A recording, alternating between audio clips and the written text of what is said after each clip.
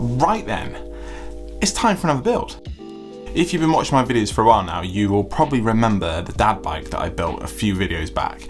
That bike was designed for taking my son to school, a bit of commuting, a bit of kind of errand running, going out for a picnic with my son, messing about in the woods, you know, just out and about, and I could take my boy. It ended up being uncomfortable and too small for me essentially, and just all round didn't like it. So I stopped riding it and had to build something else. And today's video is that bike. Now, I didn't want to kind of buy a load of new stuff. I've got plenty of builds going on at the moment.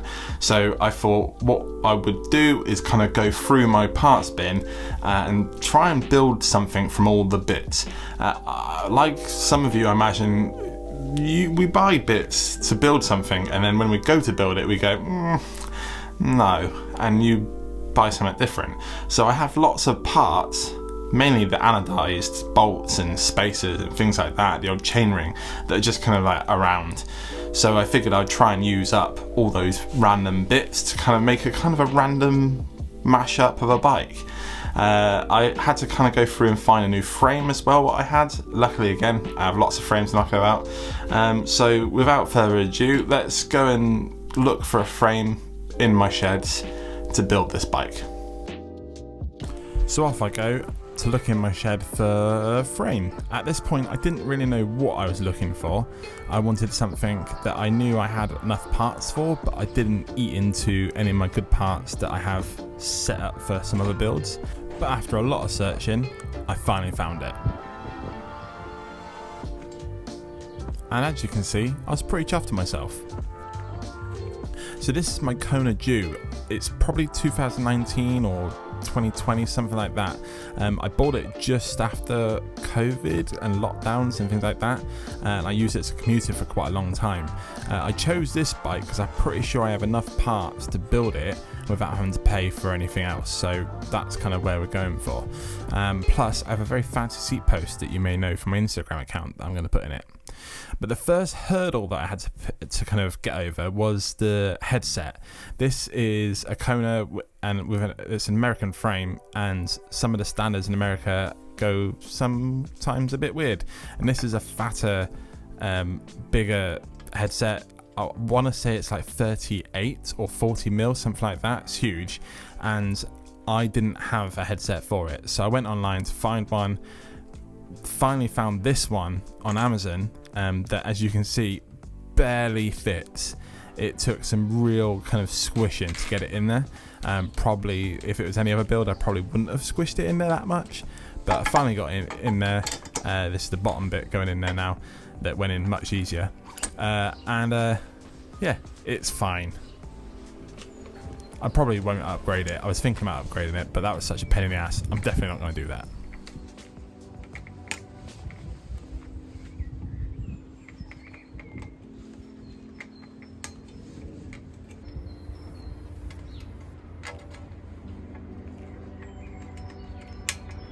There's a snapped bolt in the fork in one of the sides. I've tried to get this out millions of times, but it just never succeeded. I thought I'd give it one more go with some pliers, and to my surprise, it just came straight out. So there's that, I guess. Whilst we're talking about bolts and coming out of the frame, as I was taking out the bottle mount bolts out, the whole lug bit came out. So I don't know why that's happened, but that's also happened. You can get these replacements to kind of like rivet back in, but I don't have any, so I'm just going to hammer it for now. And there you go, job done. I now spent some time just cleaning the frame up. It has a few stickers on it, and it was pretty grubby and a lot of grime. So yeah, just give it a clean. This sticker was fighting back a little bit, so I fought it back with a jet rush.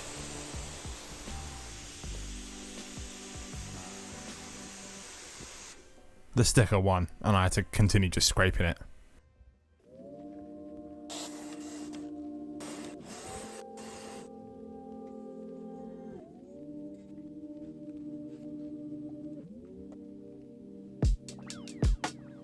after giving it a good clean, I noticed there's lots of these like black marks knocking about, which was kind of annoying. So I thought instead of trying to remove them, I'd just add more. I've actually wanted to do this for ages on a frame, but just never got round to it, or just didn't really want to do it to any of the frames I've built up recently. Yeah, I just wanted to kind of like doodle on it and kind of have it a little bit more unique. Plus I didn't have time to paint the whole bike.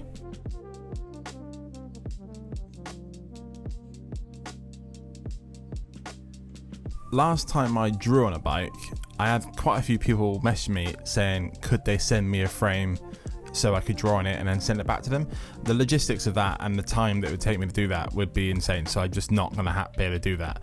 But I did have a little think whilst I was making this bike and kind of doing the doodling, why don't I make a sticker that's transparent that has some doodles on it?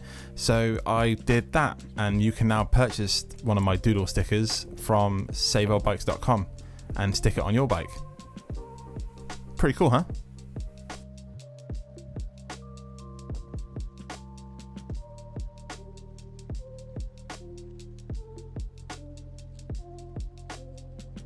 Some time has passed and I am drinking a cup of tea in the sunshine with soy milk instead of oat milk, and it's disgusting. So I stopped drinking that. But the bike is doodled and it is ready for building.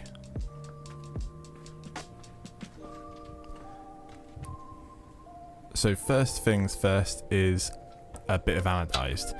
I think I mentioned this already, that the anodized stuff I'm going to use on this bike are pretty much all going to be different colours. I posted this seat post on my Instagram ages ago and people went mad for it, and a couple of people said you need to kind of build a bike around that seat post. This is kind of what I'm doing, I guess. I definitely had this seat post in mind when I was choosing out the frame. Veterans of the channel will probably know how long I've needed a new bike stand for, and Lifeline decided to send me this one out to try, and I must say I am crazy impressed. It's built crazy well, it's a really solid build, and one of my favourite features is the fact that there's enough space between the pedals and the stand that you're not going to smack it every time you turn the crank. That actually is a big game changer for me. But yeah, big shout out to Lifeline, I love this stand, thank you so much. Now, I could not, for the life of me, get the crown race off of this fork. So I decided to put it on there anyway to see if it fit with the new headset. Long story short, it does not. And it kind of grinds and just feels so bad. So I need a new fork. So the fork's now been ordered. I need to wait for that to come. So I started building something else, but lost some footage. So I've had to skip a little bit here. Basically, all you've missed is I went through 3 or 4 cranks to decide which one I wanted to put on there. The BB wasn't that great, so I put a different on there, and then the chainring. Oh, and I also couldn't find a matching purple bolt, so it's got a silver one on there.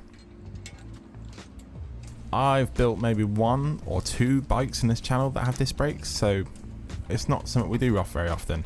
To add some more complication to the build, they are also hydraulics and they don't have cables currently.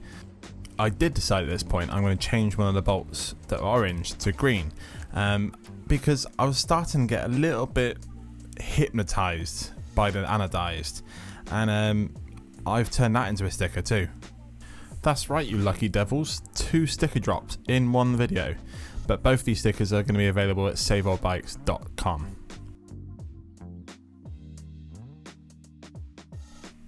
Now the fork. Like I mentioned before, I had to change it. So I have ordered one from my friends at Airbike. So this is a very cool looking, aero looking rigid fork. The steerer is pretty much bang on exactly what I wanted to be as well, which is handy so I don't have to cut anything. But yeah, I got it on. This fork was, I think it was £55, something like that. But it's the really reasonable priced parts, and they're all shipped from the UK. I don't seem to have the footage, but I actually changed the stack and stem a little bit later on. I can't even remember why. I think I just didn't want to have a black one. I wanted a different colour. Now here's a question for you. Have you ever thought to yourself, this bike needs a dork disc? Well, I happen to have a luminous green one and I felt like this bike needed it. Annoyingly, didn't bloody fit. The hub that was on this wheel pretty much maxed out at the 9 speed that I was putting on here. I think it was actually 7 to 8 speed, this hub, but I just about managed to get the 9 on there. But with the actual dork disc on there as well, it just wasn't spinning properly, so I had to get rid of it. So genuinely upset about that. Onto the discs, I had to buy a single disc because I only had one disc for this bike, don't know why. So I got this really ugly, horrible looking blue one.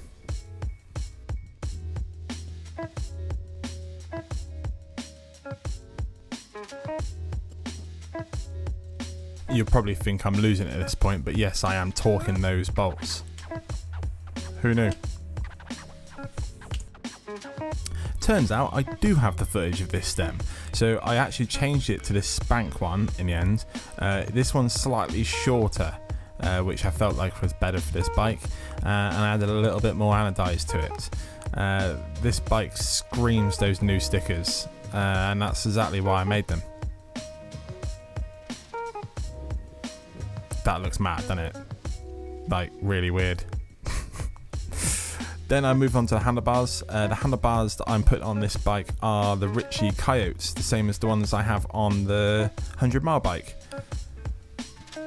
At this point, I didn't know if they were good enough for the 100-mile bike.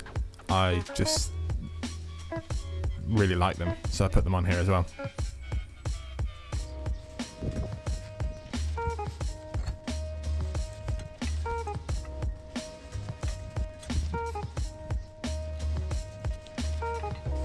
I was just about to put the derailleur onto the bike and I noticed that one of the jockey wheels was just kind of pretty much stuck. I have used this derailleur on a bike before, couldn't tell you which one it was, and it seems to be jammed up with something, so I quickly took it apart and gave it a good clean and make sure they were all running freely again before I put it on the bike.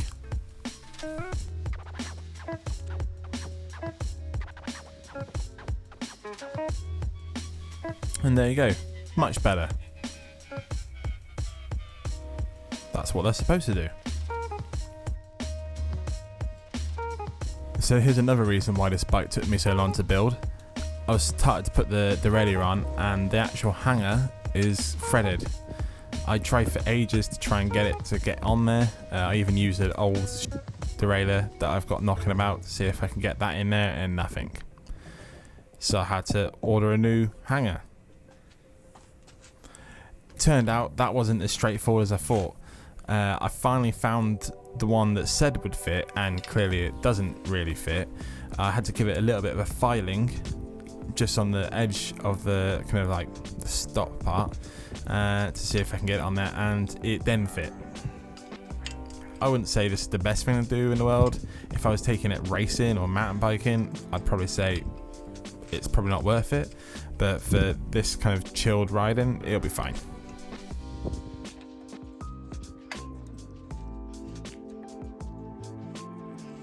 But the derailleur went on nice and smooth. This literally took me days and days to get this sorted out, so yeah, I was pretty annoyed. But it now works. So I just nipped off to the shed to get a packet of olive and barbs that I kind of ordered, and naturally just dropped them all over the grass. So this is me scrambling around trying to find them. It took a very, very, very long time. So the next few minutes are kind of all new territory for me, so I don't know what I'm doing. But essentially this is a barb press to kind of press the barb into the hose, and then from there you can then insert it to the brake with the olive. The olive's this little thing, so that's essentially the bit that goes into the brake. So I stuff it in and tightened it up.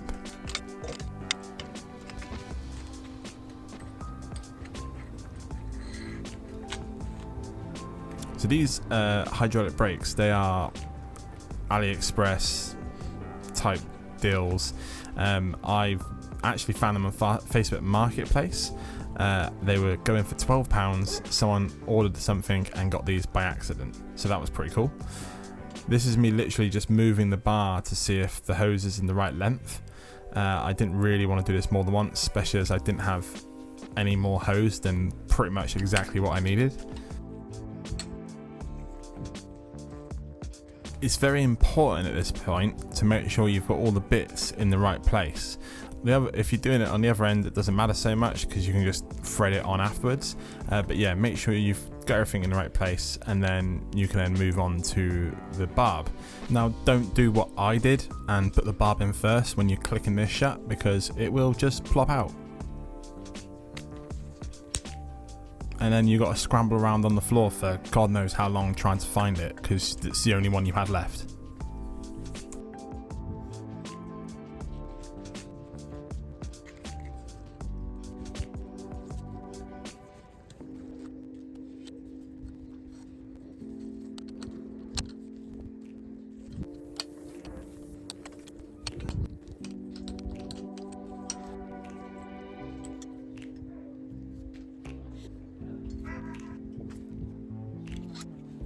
So once you've got the cables all cut, barbs in, everything's bolted up and ready, you can move on to the bleed itself.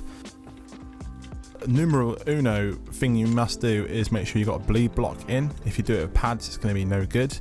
And then I push the fluid in from the bottom up to the actual levers themselves.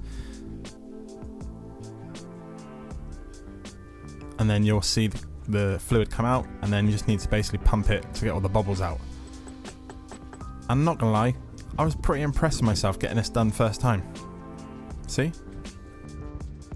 I definitely learnt a lot doing this, and I want to do a bit more in-depth video on bleeding and setting up hydraulic brakes, so let me know if that's something you want in the comments. And then I move on to the other one and repeat the process.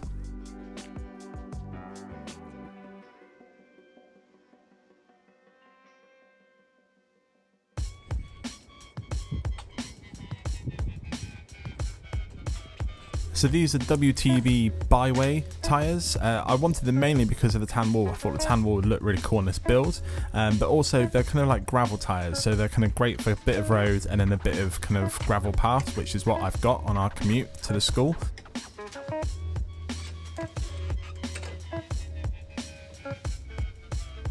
So after putting the wheel on, I noticed the fact that it wasn't actually moving around anymore. The disc was pretty much slammed into the caliper. You'll see better in this one. The disc basically, is no good, so it doesn't turn. The actual mounts that the disc brake caliper is on is too small for this bike, and I needed a bigger one. Luckily, that's just the sort of thing that I have knocking about. It's also one of those clever quick change ones. See? Super easy. So next on to the gear cables. Obviously went for something else bright that I had knocking about, and pretty happy with the colour choice on this one. This bike's got kind of internal routing. It's not complete internal, but it just goes down the down tube, which is quite good, and then it comes out the bottom, and then I can link it up to the rear.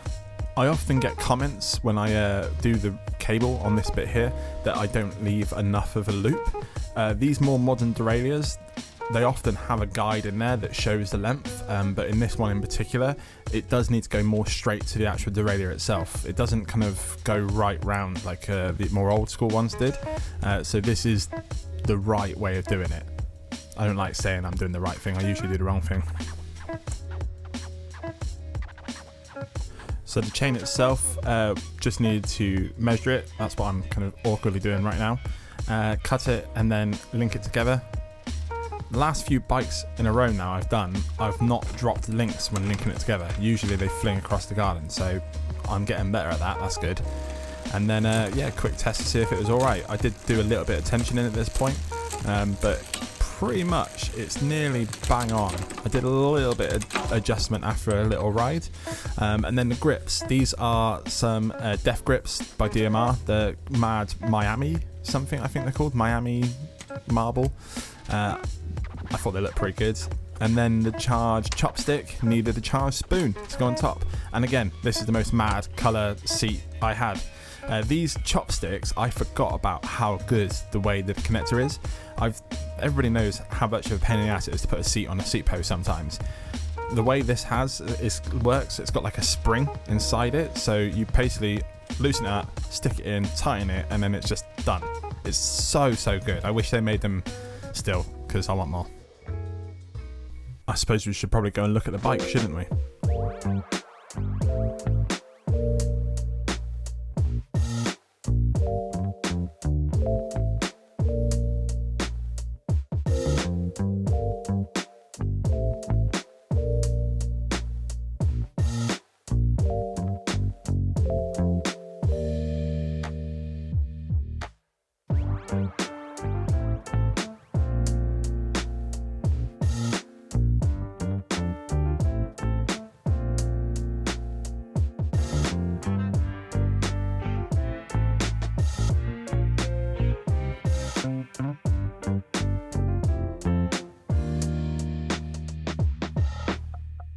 And that's the end of the build, and it turned out kind of perfect.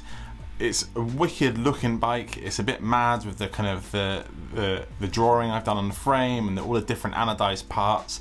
It's definitely had some looks, and people have said some interesting things about it. But yeah, it's the perfect bike. It's super comfortable. He can fit on it nicely. I don't feel like we're smushed up on it anymore. And I've been riding it on my commute and stuff as well. So I've been riding it, 20 miles through London, and it's felt great. Really good. The only thing I have changed on it though is the tyres. The WTB tyres that are on there at the moment, they've got that slick kind of top, or that kind of like the rolling top. It's not slick, it's just not got a lot of grip on it. With my son right on the front of the bike, it was a little bit twitchy on some of the more muddy terrain, didn't have enough grip, and I was worried that like the front end was going to slip out if we hit anything too slick. So I decided to change them to some, I believe they're called high rollers. They might be called something else, but I don't have any footage of it right now. I literally just done it the other day. Just realised that I should have gathered that information for the video. I'll try and put it in the description below. I'll see if I can find them. But they're WTB stills. They're a lot nicer, kind of the 2.1s. Lots of tread, still pretty high rolling, so like on the road bits they're fine. I'm not going to break any world records. Apart from that, it's been perfect. I have had to re-bleed the rear brake. It just didn't seem to, after a week, it just didn't seem to be braking very well. I'm not sure what was going on there, so I just redid it, and now it's perfect. Hopefully it will stay perfect this time instead of like another week or so when it'll go weird again. But that's that. Those two stickers I've mentioned in the video, they are now available on the website, and you can order them now. I have quite a few and in different colours, so go and check them out. There's a load of other stickers on there as well. I am low on a few other of the kind of Save Old Bike stickers and stuff at the moment, so I will try and do restock soon. But that's that. Thank you so much for watching. And if you enjoyed this video, please feel free to subscribe to the channel. And if you can't wait till next video, or next week's video, this one is a particularly good one.